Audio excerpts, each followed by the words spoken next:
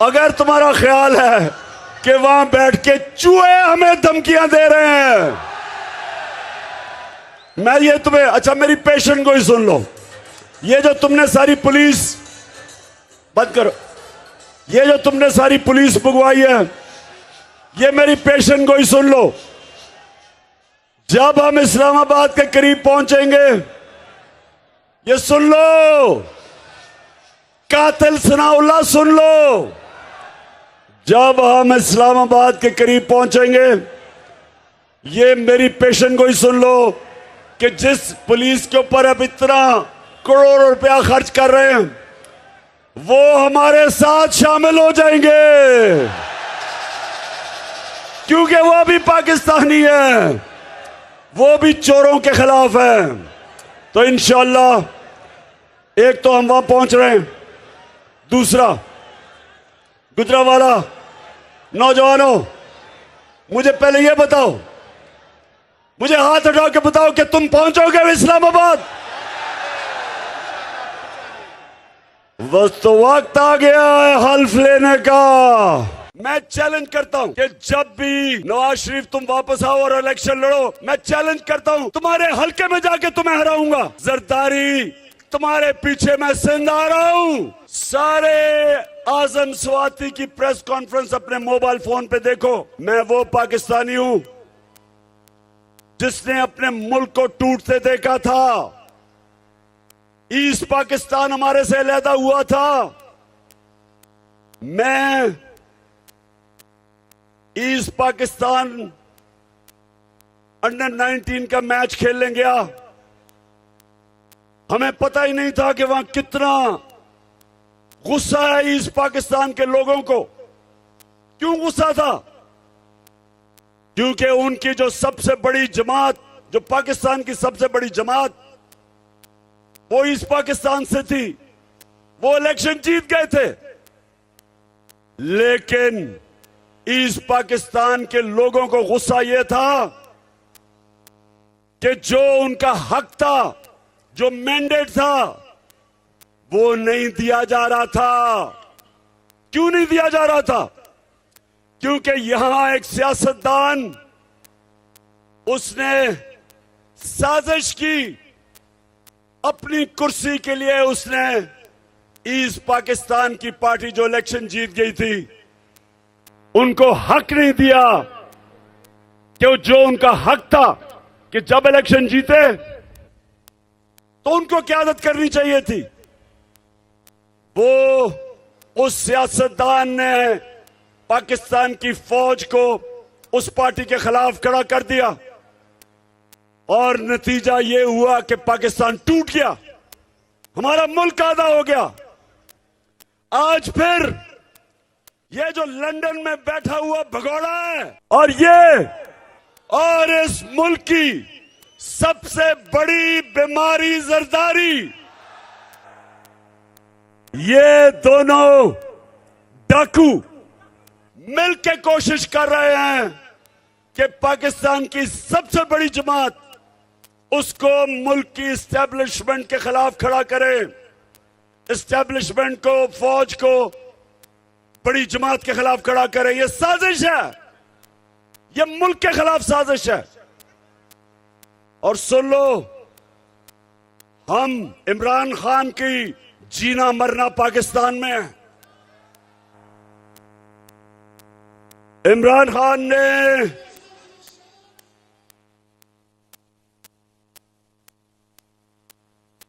सुन लो गौर से, मेरे ऊपर कोई 30 FIR काट चुके हैं, दहशतगर्दी का केस मेरे ऊपर कर चुके हैं। मेरे ऊपर वो एक इनका शरीफ खानदान का घर का पालतू नौकर, चीफ इलेक्शन कमिश्नर, वो अलहदा मेरे पे केस कर रहा है। उसको तो खैर मैंने अदालत के अंदर लेके जाना है और 10 अरब का हर्जाना करूंगा इस बदनीयत आदमी के खिलाफ।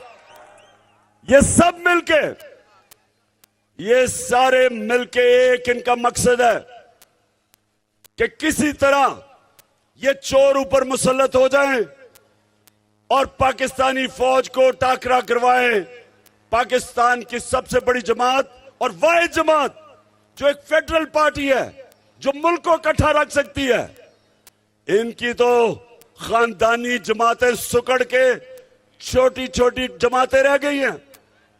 ये तो थोड़ी, मैं चैलेंज करता हूं कि जब भी नवाज शरीफ तुम वापस आओ और इलेक्शन लड़ो, मैं चैलेंज करता हूं तुम्हारे हलके में जाके तुम्हें हराऊंगा।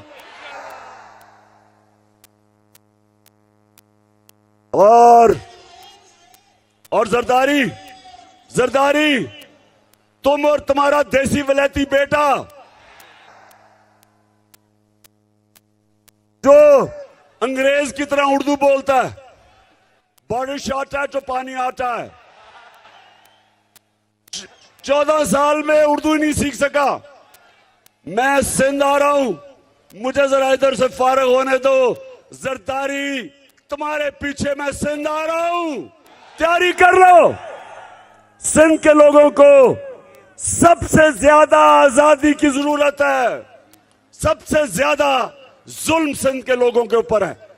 तो इंशाअल्लाह हम वो जमात है और मैं वो सियासतदान हूं जिसने मुल्क से बाहर नहीं भागना।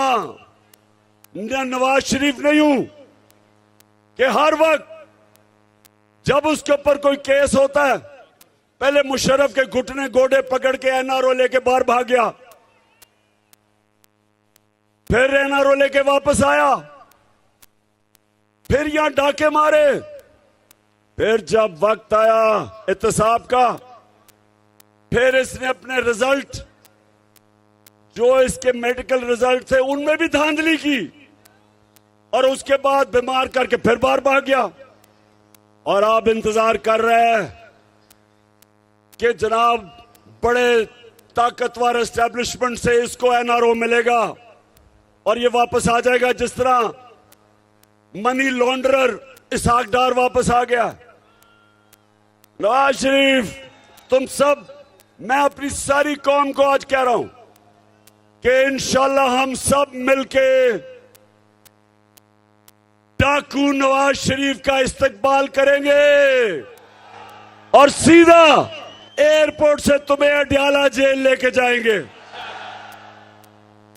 और मेरी कौम सुन लो, ये वक्त है अपने आप को हकीकी तौर पे आजाद करना और आजाद हम करेंगे इंसाफ के जरिए। हम इस मुल्क में कानून की बानादस्ती के लिए जंग लड़ते रहेंगे, इंसाफ के लिए जंग लड़ेंगे ताकि कानून के सामने सब एक बराबर हो। ये नहीं कि बड़ा डाकू मुल्क लूट जाए, पैसा बाहर ले जाए और उसको एनआरओ मिल जाए और बेचारा है छोटे लोग, गरीब लोग, महंगाई, बेरोजगारी में, मजबूरी में वो चोरी करे तो जेलों में गल सड़ रहे हो। हजरत अली रज़ियल्लाहु ताला ने फरमाया था कुफर का निजाम चल जाएगा लेकिन जुल्म और नाइंसाफी का निजाम नहीं चल सकता। पाकिस्तानियों, यह निजाम नहीं चल सकता। इसको बदल के लिए हमने इसको बदलना है। जब कहते हैं कि कौन बचाएगा पाकिस्तान, इमरान खान नहीं बचाएगा, आप बचाएंगे पाकिस्तान को। आप मेरे साथ मिलकर इस मुल्क को आजाद करेंगे। और आजादी, सुन लो, नबी सल्लल्लाहु अलैहि वसल्लम ने मदीना की रियासत में इंसानों को आजाद किया था सबसे पहले अदल और इंसाफ कायम करके। अदल और इंसाफ इंसानों को आजाद करता है, नहीं तो इंसान चूंटियों की तरह जमीन पर रेंगते हैं। ऊपर परवाज नहीं होती इंसानों की जो गुलाम हो, जिधर इंसाफ ना हो। अल्लाह ने बार बार कुरान में हुक्म किया कि मेरी जमीन पे इंसाफ कायम करो। ये इंसाफ नहीं है कि आजम सवाती 75 साल के सेनेटर को तशद्दुद करो, जेल में उसके घर में जाके उसकी पोती और पोतियों के सामने उसको मारो, उसके कपड़े उतारो, उसको जलील करो, उसके ऊपर तशद्दुद करो। आज सारे आजम स्वाति की प्रेस कॉन्फ्रेंस अपने मोबाइल फोन पे देखो, देखो उससे क्या जुल्म हुआ है। और चीफ जस्टिस साहब, मैं पाकिस्तानी कौम के सामने खड़ा होकर आपसे मैं अपील कर रहा हूं। अल्लाह ने आपको बहुत बड़ी जिम्मेदारी दी है। चीफ जस्टिस ऑफ पाकिस्तान का मतलब कि जिम्मेदारी आपकी कि आप आजम स्वाति, शहबाज गिल, जमील फारूकी जैसे लोगों को, आपका काम है इनको इंसाफ देना। केसेस पड़े हुए सुप्रीम कोर्ट में, बुलाए उन लोगों को और कहे कि आजम स्वाति के घर जो कैमरे लगे हुए थे, उन कैमरों में सब पता क्या हो रहा था। क्यों वो एजेंसी के लोग वो कैमरे उतार के ले गए। ऑर्डर दे उनको वापस लेके आए कैमरे, शक्लें पहचाने उन लोगों की। ये सरकारी नौकर नहीं, ये मुजरिम है जिन्होंने उनको मारा, घर में आके पोती और पोतियों के सामने उनको मारा, एक सेनेटर को मारा। और वो क्या कह रहा था, उसकी आजादी राय है, उसके पाकिस्तान का आईन इजाजत देता था। वो कोई मुल्क दुश्मन नहीं था, वो कोई गद्दार नहीं था, वो कोई दहशतगर्द नहीं था। तो मैं चीफ जस्टिस साहब, ये जो हमारी हकीकी आजादी की तहरीक है, हम आपके तरफ और पाकिस्तान की अदलिया की तरफ देख रहे हैं, सारी कौम देख रही है कि आपने इस मुल्क में कानून की बालादस्ती कायम करनी है।